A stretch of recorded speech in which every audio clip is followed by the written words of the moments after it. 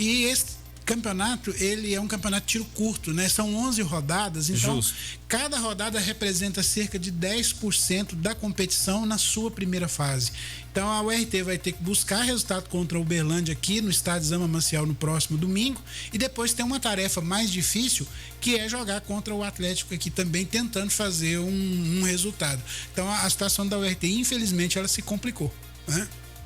Professor Zé Humberto, e a gente tem muito assunto para comentar aqui hoje, e um deles, São Paulo utilizou algumas toneladas de concreto, e aí eu fiquei pensativo, eu vi essa matéria essa semana e fiquei, além de pensativo, fiquei curioso, porque, peraí, e se no futuro forem construir um túnel ali naquela região, uma ligação do metrô, seja o que for, não vai ser possível, porque a quantidade de concreto que eles colocaram naquele buraco para preencher aquele espaço, não vai ser qualquer máquina que vai conseguir perfurá-lo. São Paulo resolveu esse problema, é o segundo que acontece nessas obras do metrô em 6 ou 7 anos. Resolveu esse problema em 48 horas. Eu acredito que você viu, o ouvinte da Clube também, que colocou-se lá cerca de 1.000 caminhões de concreto para reparar o solo e voltar a ter tráfego na marginal do rio Tietê. E realmente, num futuro aí, é uma engenharia a ser pensada, porque é muito concreto sobre esse solo. E Matheus, mas isso também nos remete a uma outra questão. São Paulo colocou a marginal do Tietê em condições de tráfego em 48 horas, num acidente grave, né? Não envolveu pessoas, mas um acidente grave. Aqui em Minas Gerais, nós estamos passando por um desvio na 354 aqui. A situação não se resolve. E aí a gente coloca uma questão: por que São Paulo conseguiu resolver isso de forma tão rápida e nós não temos essa agilidade numa região que aqui é essencialmente agrícola e precisa da recuperação da MGC 354 para que nós voltemos a ter escoamento de produção normal, né? E também por ser uma rodovia estadual que nos dá destino ao Noroeste Mineiro e a Brasília, a nossa capital. Professor Zé Humberto, uma obra digna de se chamar obra da China, poderíamos dizer assim, ou uma obra do Japão? Essa de São Paulo? Porque... Pela rapidez? Pela rapidez. Pela rapidez, sim, porque em São Paulo, perdão, o Japão em 2012, ele sofreu com um terremoto e dias depois, eu me lembro de uma cidade, não vou me recordar o nome, que uma estrada foi totalmente destruída pelo terremoto de uma magnitude quase 7,5 na escala Richter. O Japão refez rapidamente. Então, São Paulo também deu um sinal aí de recuperação grave de um trecho que foi acidentado. Mas fica um alerta aí, né, Matheus? Já é o segundo que acontece nessas obras do metrô. E de novo, aqui pode falar. O senhor se recorda daquele acidente que aconteceu em meados, eu acho que foi 2006, algo parecido, que engoliu casas, também uma obra do metrô. Esse já teve a tragédia foi maior, engoliu casas, comércio, matou funcionários, também acho que foi na região de São Paulo, acho que o senhor citou, acho que foi a primeira cratera que se tem notícia que repercutiu e muito na mídia. Infelizmente essa ampliação do metrô em São Paulo já trouxe situações desagradáveis. Aí isso coloca o Brasil na hipótese ou na necessidade de analisar, de confrontar essa nossa engenharia para essas obras que o governo entrega sob licitação, comparando isso com outras obras de metrôs e grandes obras no mundo, para ver com que incidência esses grandes acidentes ocorrem, né? Porque não é para ocorrer, né, Matheus? Cadê uma análise de solo prévia ali? Isso que eu ia dizer. Cadê uma análise de solo prévia ali para prever uma situação como essa? Né? E você alertou para uma outra situação, que é o depois. Se amanhã nós precisarmos de fazer alguma obra estrutural ali, né? Vamos imaginar uma passagem subterrânea, uma outra obra que demande refazer aquilo ali. Como é que nós vamos fazer? Né? De novo, gastar muito dinheiro público para arrancar ou para mexer em cerca de 1.000 caminhões de concreto que foram colocados ali. Muito bem, são 6 horas e 51 minutos, 6 horas e 51 minutos aqui na Rádio Clube 98. A gente continua com a repercussão das notícias da semana, porque agora a gente fala sobre o seguinte, daqui a pouquinho a gente vai repercutir mais ainda a respeito do desvio de presente legal, porque uma situação que tem deixado patentes de cabelo em pé, parece que a Tijucana não está dando conta do recado. Porque o terminal rodoviário voltou a ser terra de ninguém, professor Zé Humberto. Mateus, nós já comentamos isso aqui em programas anteriores, e o microfone da Rádio Clube é utilizado para falar acerca disso. Veja bem, há uns anos atrás houve a terceirização, do terminal Zé Rangel para uma empresa que é de Ituiutaba, a Tijucana. O terminal mostrou-se mais limpo, melhor conservado. Então, no primeiro momento, nós batemos palmas para o processo que foi feito, mas concomitantemente com isso, nós tivemos a saída da companhia de polícia dali, numa decisão estratégica da Polícia Militar do Estado de Minas Gerais, de recuar essas companhias para dentro de seus batalhões. Bom, o contrato de concessão de serviço público, ele lhe dá o bônus e ele também lhe dá o ônus. Então é isso, essa medida aí do PROCON acertada, porque a Tijucana, ela tem o bônus da exploração da concessão, mas agora ela tem que arcar com o ônus da segurança também, né? Ou seja, ela vai ter que prover o terminal de segurança, porque aquilo lá não pode ficar jogado com o passageiro, com o usuário do terminal rodoviário, sem garantias de que possa ir até aquele local com segurança. É imprescindível que a Tijucana atenda a essa reivindicação de nós, cidadãos. Sem falar a Tijucana é obrigada a fazer isso, porque ela cobra uma taxa de todos aqueles que utilizam do terminal rodoviário. Sem falar que também cobra uma taxa das empresas, né? Exatamente. Então é necessário que isso seja feito, e o PROCON tomou uma medida aí acertada e necessária para que isso se resolva. Parabéns ao PROCON, de fato. Professor Zé Humberto, não é o PROCON, mas é o Copom, viu? Que elevou os juros básicos da economia para 10,75 ao ano. Mas, Mateus, pra que você, mais professor Zé Humberto, tá falando de Copom, de juros básicos da economia? O que eu, que tô aqui no Arraial dos Afonso, que tô aqui no Pilar, que tô aqui na Baixadinha, aqui na roça, que isso me afeta? Mateus, eu que tô aqui em casa, aqui longe da Rádio do Centro, aqui no meu bairro, mas o que isso vai me afetar? O que isso vai afetar o bolso do pobre e também o do rico, o do empresário, do empregador e do empregado, professor Zé Humberto? Com certeza, Mateus, porque aí as operações de crédito, elas se tornam mais caras, né? Com a taxa Selic alcançando os 2 dígitos, assim como foi a inflação de 2021, ou seja, acima dos 10%, né? Por isso essa terminologia dos 2 dígitos, logicamente as operações de crédito no Brasil ficam mais caras. E essa é uma medida do governo, uma decisão no sentido de frear o consumo. Mas aí a gente coloca uma interrogação: que consumo? Porque na verdade as classes menos abastadas estão consumindo menos, porque nós temos uma incidência de inflação sobre produtos da cesta básica, né? Hoje eu vi uma matéria falando da cesta básica custando R$637 e nós estamos falando de um salário que já foi percebido por alguns, o novo salário de R$1.212. Então nós estamos dizendo que a cesta básica ela está custando algo em torno de 55% a 60% do novo salário mínimo. Então daí a importância de mim, Mateus Alves, lá no Santiago, de mim, José Humberto, lá numa comunidade de São Gonçalo da Baeté, entender o porquê, ou se preocupar com a taxa de juros do Copom, porque se eu sair de lá para comprar uma geladeira aqui numa loja de eletrodomésticos, essa operação vai custar mais caro, né? Se eu saio de lá para comprar uma máquina, um implemento agrícola, aquilo que eu vou precisar para trabalhar lá como homem do campo, essa operação de crédito financiada ela vai custar mais caro. Por conta de quê? Porque a orientação do Copom é para uma taxa de juros maior.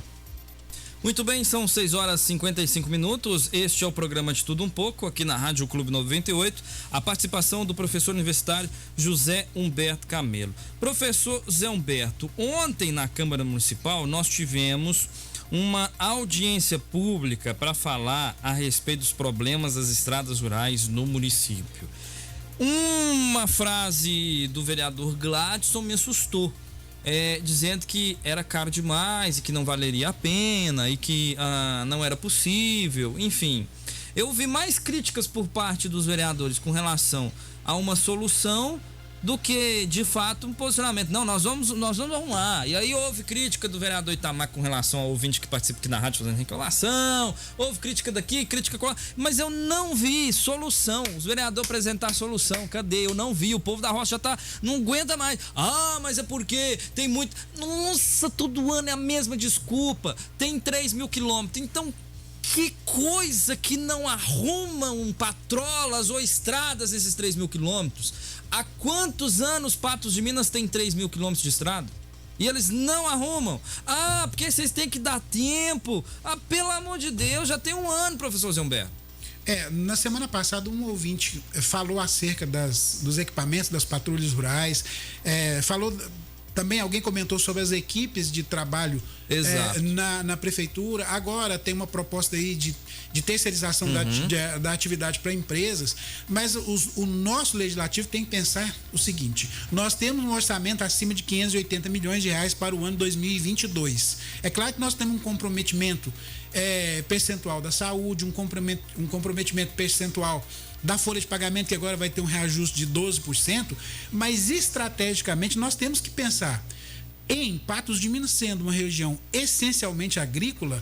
Nós temos que trabalhar como municípios do norte de São Paulo. Eu já citei aqui a terceira ou quarta vez, Batatais, Miguelópolis, Fernandópolis, etc., que vem há muito tempo se preocupando com isso e asfaltando as estradas vicinais. E nós estamos, o mesmo termo que eu usei no programa passado, engatinhando em relação a isso. Nós fizemos a Rocinha, aquele trecho lá de interligação lá em cima. Nós fizemos aqui o Sumaré, que não está concluído. Como chama o outro trecho lá? Serrinha, perdão. Nós fizemos a Serrinha. O empreendedor, é anunciante aqui, então a gente pode falar. A Patência. Ela fez... por conta própria, a maior parte do investimento para levar o asfaltamento até a sua unidade industrial. Então é disso que nós precisamos. E nós falamos também de planejamento estratégico para que se faça, já que nós temos 3.000 quilômetros de estradas, é o que foi colocado, eu não tenho números acerca da veracidade desse número, mas cadê um planejamento para nós melhorarmos essa situação? Porque toda vez que nós tivermos um índice pluviométrico, para o ouvinte aí, né, para a maioria, um índice maior de chuvas, nós vamos enfrentar esses problemas todos. Para nós que estamos aqui, vamos pegar o guarda-chuva, vamos embora, vamos pegar o carro, vamos pegar o ônibus e vamos embora para casa, tá tranquilo. Mas aquele que levanta cedo e precisa dar destinação para o seu leite, dar destinação para o queijo, para o requeijão e outros produtos agrícolas, ele se sente tolhido no exercício da sua atividade econômica. E aí, não chegando para nós, você tem perdas, você tem aumento do custo, né? Tudo isso impacta. E é de fato muito preocupante, porque até o produtor rural, eu até comentava com um conhecido meu, eu estou recebendo muitas participações de ouvintes da área rural e aí algumas cobranças a gente até não faz. Não tem como cobrar a prefeitura para fazer manutenção de galhos, estrada particular, né? Infelizmente, ontem o vereador Cabo Batista falou isso, eu vi isso na reunião, ele falando a respeito da manutenção dos galhos, que não seria possível. Que é uma lei federal, e aí a prefeitura de Patos aceitou a recomendação do Ministério Público. Professor Zé Humberto, mas Presidente Olegário, Varjão, Lagoa Formosa, Carmo, João Pinheiro, faz a manutenção dos galhos. É só em Patos que o Ministério Público recomenda essas coisas? Porque em outras cidades não acontece isso. Isso precisa ser questionado e, assim, não numa condição de afronta, mas mostrar para o Ministério Público e para quem de direito em relação à legislação, ao cumprimento da legislação ambiental, que nós temos que minimizar os riscos, que nós temos que melhorar a trafegabilidade das nossas rodovias, sejam elas pavimentadas ou não. Nós precisamos melhorar isso, né? Nós não queremos que uma patroa com uma máquina saia por aí destruindo a natureza. Não, não é isso. Justo. Não é isso, de forma alguma. Eu sou o contrário a isso. Parabéns pelo comentário. Eu sou contrário a isso, absolutamente contrário. Mas qual que é a medida que nós vamos buscar para que isso se resolva, para que isso melhore? Né? Uma contrapartida. Professor Zé Humberto, a gente tem que a participação do ouvinte. Mateus, manda um abraço para o professor Zé Humberto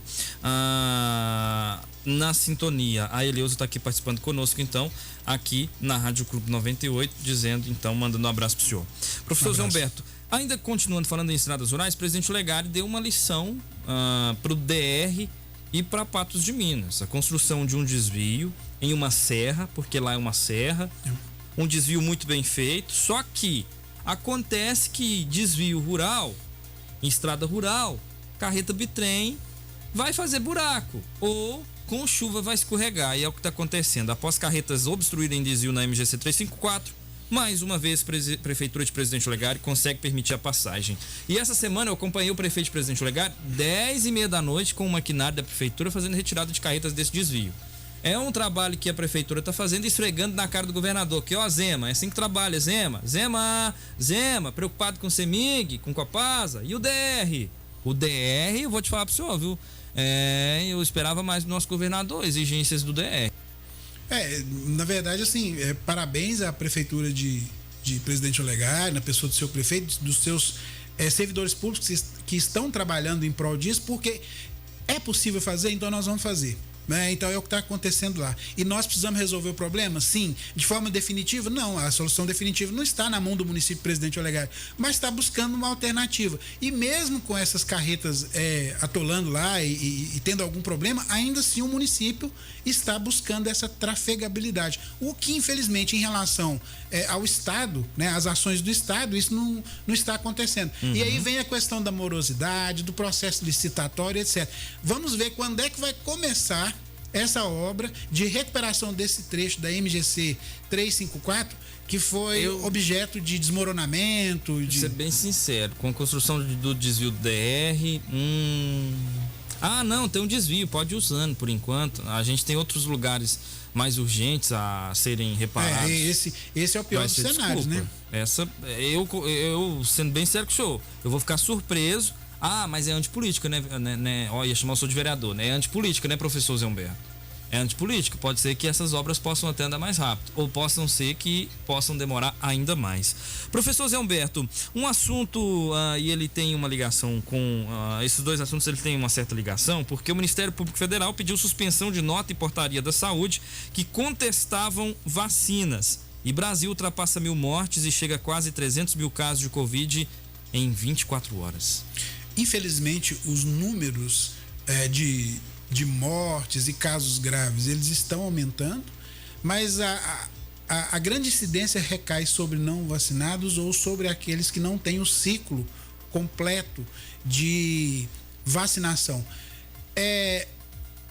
Acerca desse posicionamento do Ministério da Saúde com recomendação do Ministério Público de que retire qualquer cartilha ou material que desaconselhe ou desacredite a vacina, a Fundação, a Fiocruz, lá no dia 21 de dezembro e depois no início de janeiro, ela emitiu notas falando acerca da segurança das vacinas que estão sendo utilizadas no Brasil.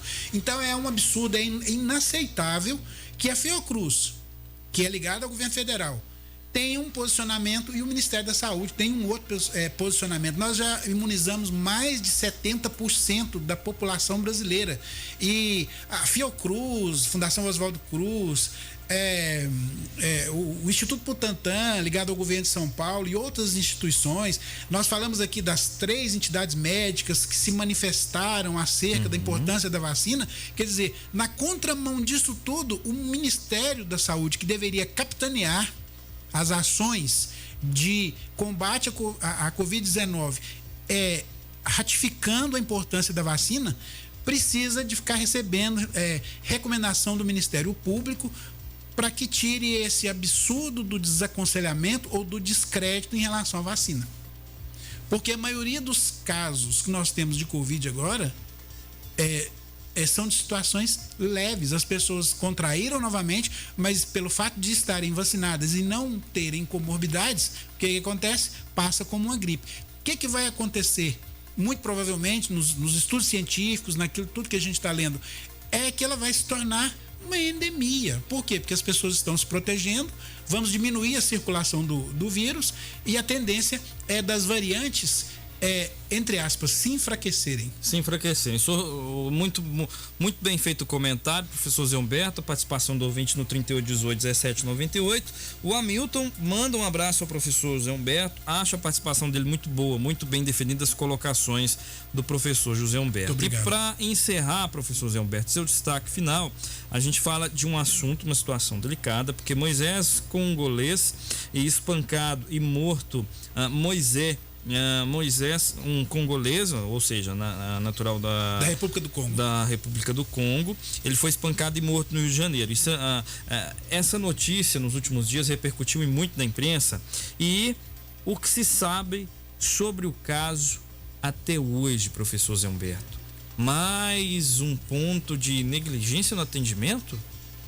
Na verdade, nós temos aí traços de racismo, justo, de xenofobia, né, que é a aversão à pessoa que vem de uma outra região, e os relatos mesmo dos policiais que acompanharam a ocorrência são os piores possíveis. Nós temos, já como informação, ele cobrava 2 dias de serviço do dono de um quiosque no Rio de Janeiro.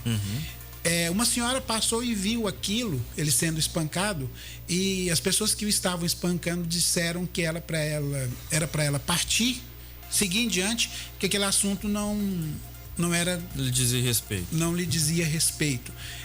Já houve a prisão de alguns indivíduos, e mais uma mancha muito triste na história do Brasil, porque essas situações são tratadas por muitos como normalidade. Eu não posso cobrar o meu dia de serviço, eu não posso reclamar um direito meu